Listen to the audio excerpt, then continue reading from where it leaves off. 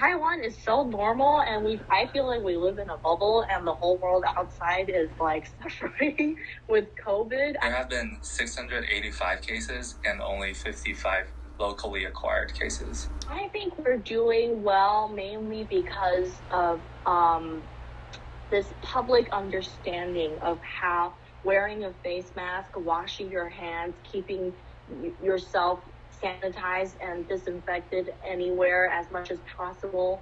The thinking is really strong, and the public is, I think most people are not as selfish as, say, like people in the States would probably be.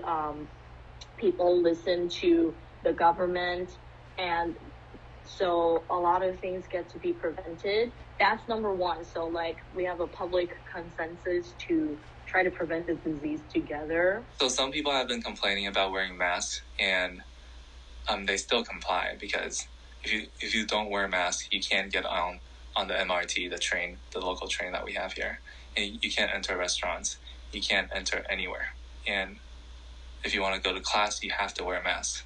And some people can complain like it's not convenient, but it's necessary. Everybody follows the rules pretty well. So if you get stopped by, say, like the public transportation or like store clerks at department stores, nobody would like fight to go in. Everybody would just like go to 7-Eleven to get a face mask if they didn't have one on hand. So everybody is pretty cooperative, and no conflicts about face masks really happen. Since Taiwanese people are really used to wearing face masks, even before the disease, it's like a thing in Asia, because people cover their faces, say if they have pimples, they don't want to look bad in public, which I don't get why, because nobody cares. But people have been wearing face masks as like sort of an etiquette, especially if you go to like hospitals or like clinics. People would automatically wear one. It's nothing strange or nothing that people are really against. We have basically actually a surplus of face masks within the country right now.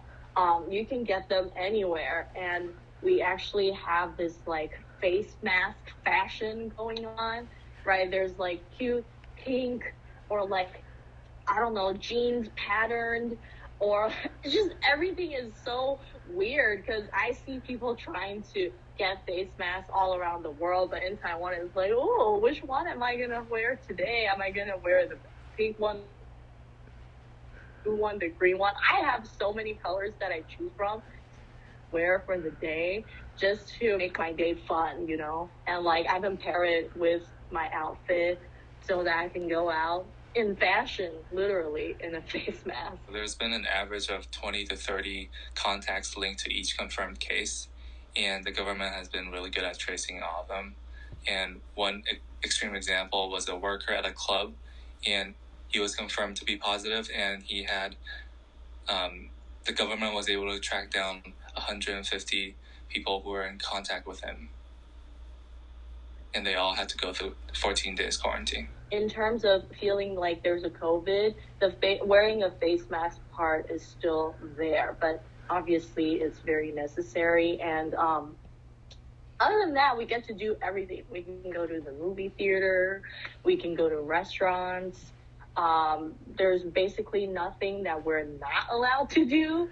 It's not like we can't do gatherings or anything like that. And all the restaurants or like public places are actually pretty much, they listen to the government and they work with the people so that everybody gets to stay safe. Some people have been complaining about having to go through the 14-day quarantine period, because it's not easy staying alone for 14 days and not seeing anybody. And the Taiwanese government has been increasing their food delivery system for all these people. A total of 340,000 people have been in quarantine so far, and the compliance rate is 99.7%. Just a couple of days ago, they started enforcing that you have to wear a mask if you're going to enter, say, clubs, bars, places like that, even though there have been no locally acquired cases so far. And they're just preparing for the winter second wave, a potential second wave. The government just implemented this like COVID fall and winter program, so COVID prevention program, where we have to wear face masks in 8 kinds of public places. Yeah, so starting December 1st, we're required to wear masks to almost everywhere we go, to school, to grocery shopping, to hospital, or even just like on public transportation.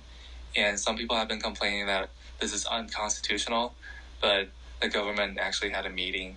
They came up with the conclusion that it is not unconstitutional because the rule serves to protect the majority of the people. It's the flu season, and it's all of a sudden getting really cold. So a lot of people are like catching colds and catching flus.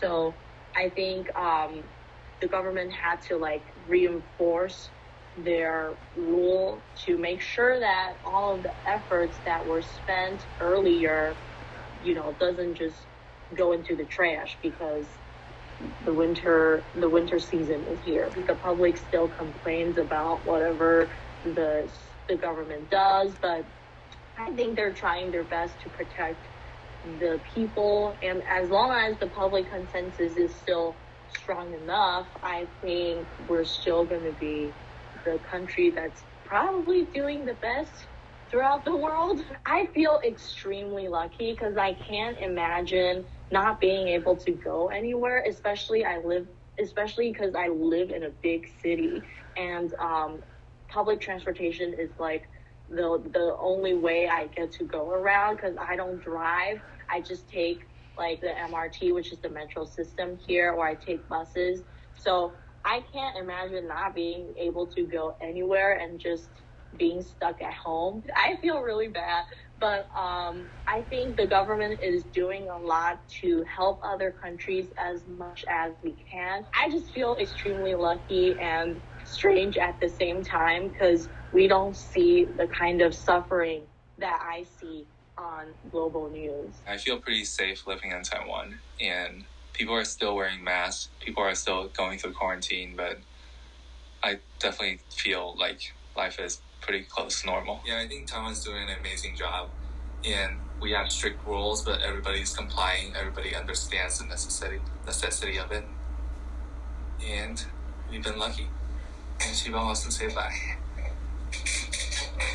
Bye, Shiva.